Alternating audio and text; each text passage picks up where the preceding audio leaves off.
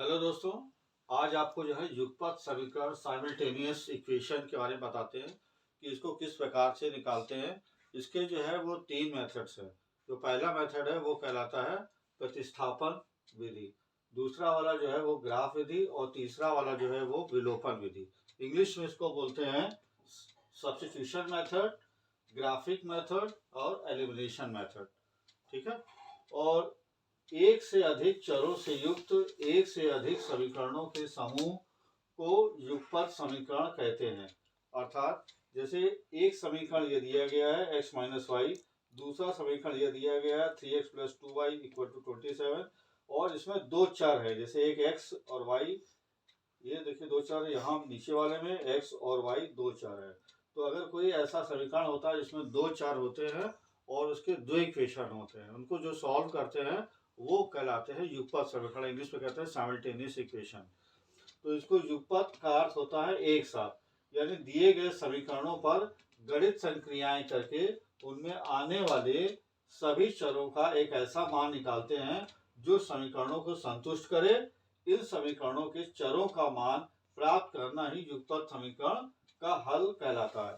अर्थात इसका अर्थ ये हुआ कि जैसे दो आपने ये समीकरण ले लिए और इन दोनों समीकरणों में जो x और y दो चर है, इन चरों का जो है जो मान है वो आप फाइंड करते हैं। चर को जो इंग्लिश में कहते हैं वेरिएबल्स, यानी जो इन वेरिएबल्स x और y का आप वैल्यू फाइंड करते हैं और जब उसको इन इक्वेशन में पुट करते हैं तो वो जो है इसको सेटिस्फाइड करती है। सेटिस्फाइड का मतलब ये हो गया कि जैसे x और y की जो वैल्यू इसमें रखेंगे, मान लिया इस इक्वेशन में रखते हैं, ये 27 के इक्वल आ जाएगा। जो उसको मल्टीप्लाई करके प्लस करके करेंगे 27 की, यानी इसको सेटिस्फाइड करेगा। तो ये जो है इसके जो तीन मेथड्स हमने बताए हैं, तीन मेथड्स आपको जो बताए हैं, एक एक करके अलग अलग मेथड पे हम आपको सवाल करके सॉल्व करके दिखाते हैं। देखिए जैसे कि अभी हमने आपको बताया कि किसी भी इक्वेशन को सॉल्व करते हैं उसके तीन मेथड से, प्रतिस्थापन विधि, ग्राफ विधि और विलोपन विधि। तो यहाँ पर मैं आपको सब्स्टिट्यूशन मेथड यानी प्रतिस्थापन विधि से कैसे करते हैं ये करके बताता हूँ। देखिए दो इक्वेशन मेरे पास है, x minus y equal to 4, 3x plus 2y equal to 27। ठीक है। तो ये पहली इक्वेशन ये है, दूसरी है। अब इसको कैसे सॉल्व करते हैं, तो प्रथम समीकरण से, यानी जो समीकरण नंबर 1 है, तो समीकरण 1 से क्या करते हैं, समीकरण 1 से जो x minus y equal to 4 है, जैसे x minus y equal to 4 है, तो इसको y के पदों में लिख लेते हैं, यानी x इक्वल टू 4, और ये जो माइनस वाई है जब इधर जाएगा तो हो जाएगा प्लस वाई। तो यानी अब x की वैल्यू जो आ गई वो हो गई 4 प्लस वाई। ठीक है, इसको आप लिख सकते हैं कि ये x की वैल्यू है। अब इस x की वैल्यू का x का मान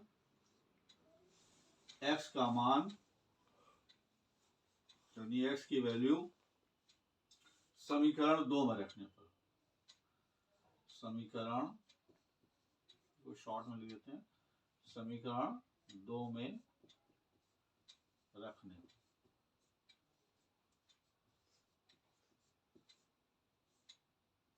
ठीक है। तो अब देखिए समीकरण 2 में जब इसकी वैल्यू हम इस पर रखेंगे तो क्या हो जाएगा कि जैसे कहाँ पर रखेंगे, इस x की जगह ही रखेंगे क्योंकि x का मान है।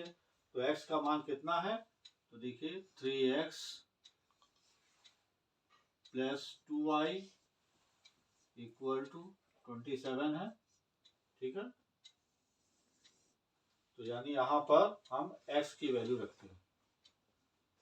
कैसे, इस x की जगह ब्रैकेट में रख लेंगे 4 plus y plus 2y equal to 27। ठीक है, दिख रहा है। इसमें जो है 3 से इंटू कर देंगे, 3 4 जा 12 प्लस 3 से y को 3y plus 2y equal to 27। बाकी इधर करते हैं, तो ये हो गया 12 plus 3y plus 2y equal to 27, यानी यहाँ पे लिख लेते हैं 12 प्लस 3y और 2y ऐड कर लेते हैं, ये हो जाएगा 5y इक्वल टू 27। ठीक है, ये 5y उधर ही रहने दीजिए, 27 अपनी जगह ही है, और ये 12 उधर चला जाएगा, यानी ये जो इक्वेशन को उधर जाता है तो माइनस में आ जाएगा। ठीक है, तो ये हो जाएगा 5y इक्वल टू, अब ये 27 से माइनस कर देंगे, कितना हो जाएगा, 7 में से 2 जाएगा 5, और ये 2 में से 1 1। ठीक है, तो 5y इक्वल टू 15, तो y इक्वल टू 15 अपॉन 5, 5 3 या 15, यानी y की वैल्यू आ गई 3। तो देखिए हमने यहाँ पे 3 जो है y की वैल्यू फाइंड कर ली। अब इस y की वैल्यू को हम किसी भी इक्वेशन में, चाहे फर्स्ट में या सेकंड, किसी में रख सकते हैं। माना कि हमने फर्स्ट इक्वेशन रखी, तो y का मान समीकरण 1 में रखने पर, putting the value of y in equation 1, 1 में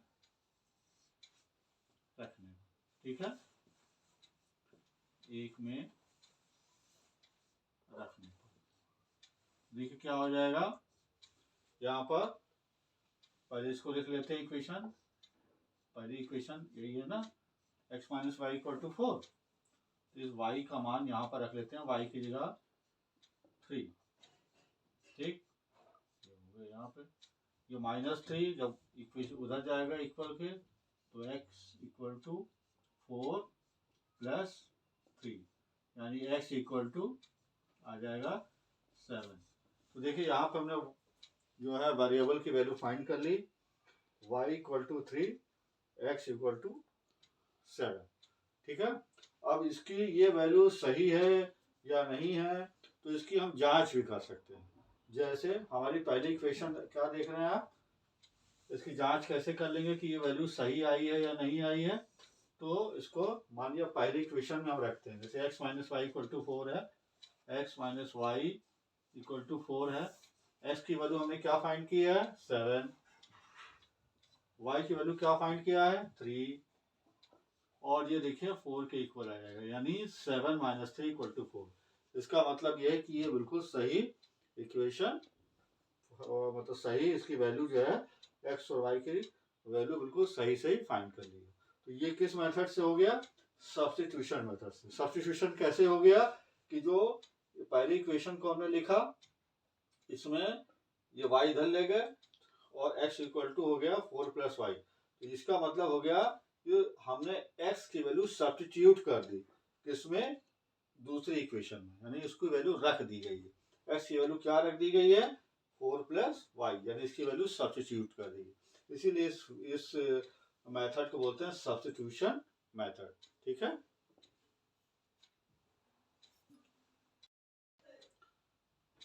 देखिए दोस्तों, ये इक्वेशन यही है, x minus y equal to 4, 3x plus 2y equal to 27। अब ये हमने आपको अभी सब्स्टिट्यूशन मेथड से करके बताया, अब आपको एलिमिनेशन मेथड से सेम सवाल करके बताते हैं ये कैसे सॉल्व हुआ और x और y की वैल्यू कैसे फाइंड करेंगे। ठीक है, तो ये देखिए यहाँ पर आप इसको देख रहे हैं कि यहाँ पर पहले इक्वेशन में x minus y equal to 4 है, लेकिन यहाँ पर दूसरी इक्वेशन है यहाँ पे 2y है।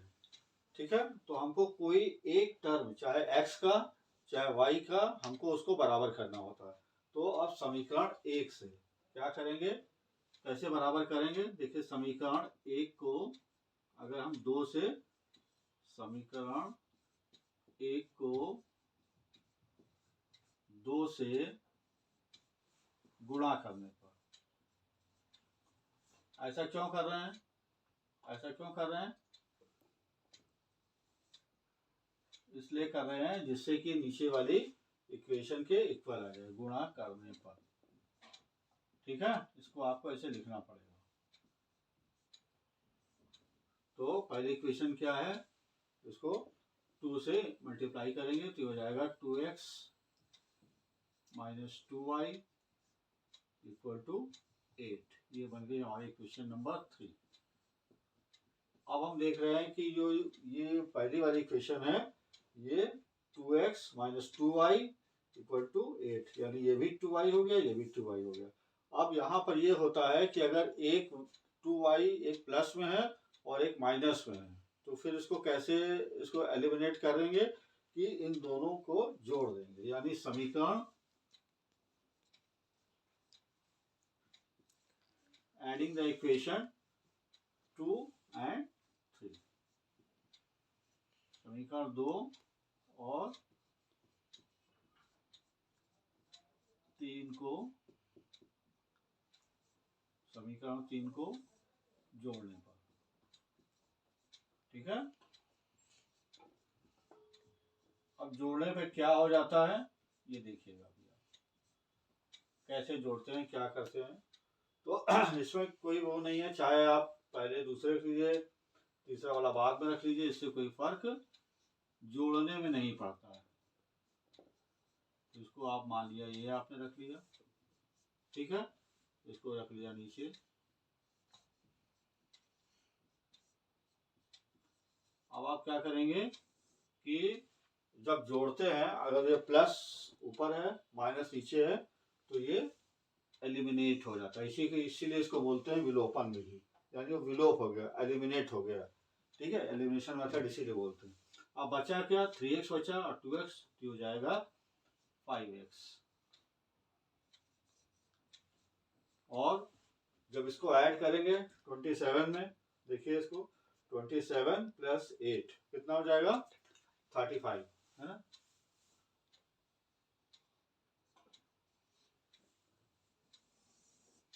ठीक है, तो 5x इक्वल टू 35, तो x इक्वल टू क्या आ जाएगा, x इक्वल टू 35 अपॉन 5, तो 5 7 जा 35, x की वैल्यू क्या आ गई, 7 आ गई, ठीक है।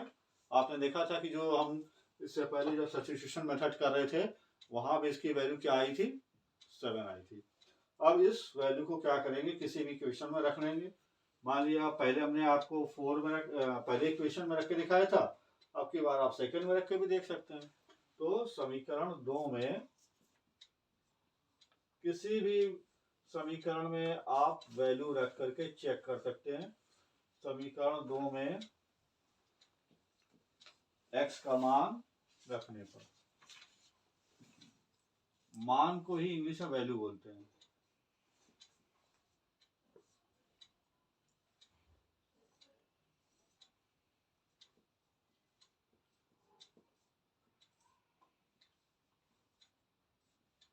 ये इंग्लिश हिंदी में इसलिए भी बता देते हैं, जिससे कोई बच्चा अगर इंग्लिश मीडियम का भी है तो कम से कम वो इक्वेशन सॉल्व कर सकता है, ठीक है। अब देखिए ये वैल्यू है 3x plus 2y equal to 27, ये सेकेंड वैल्यू है, सेकेंड इक्वेशन है। तो इसकी x की वैल्यू इसमें रखेंगे सेकेंड इक्वेशन में, 3 क्या है 7, तो x की क्या रख देंगे 7 प्लस 2y इक्वल टू 27। ये वैल्यू हम फर्स्ट में भी रख सकते हैं, यहाँ से तो बहुत इजीली निकल आएगा, लेकिन हम सेकंड में भी आपको रख के दिखा रहे हैं। तो 3 समझा 21 प्लस 2y इक्वल टू 27, और क्या होगा 2y इक्वल टू, ये 21 इधर जाएगा,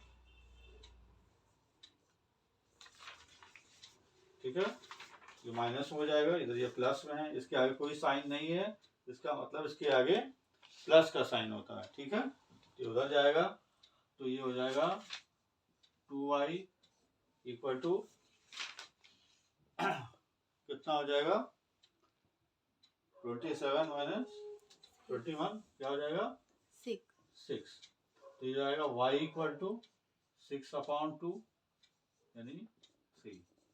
तो आप देख लीजिए कि y की वैल्यू 3 आ गई, तो यानी यहाँ पर x की वैल्यू 7, y की वैल्यू 3। आप जैसे पीछे आपको चेक कराए था, आप चेक कर सकते हैं कि y की जगह अगर 3 रख दिया गया, जैसे सेम चीज x minus y equal to 4 है। तो if you put the value of y3 और x की वैल्यू आपने रख दिया 7, देखिए 4 के इक्वल आ गई। इसका मतलब ये बिल्कुल सही इसकी x और y की वैल्यू है। हमने किससे निकाला? Elimination method. अब आप कहेंगे कि ग्राफिक मेथड क्या है, इससे कैसे करते हैं? तो आइए इससे भी अभी आपको करके बताते हैं।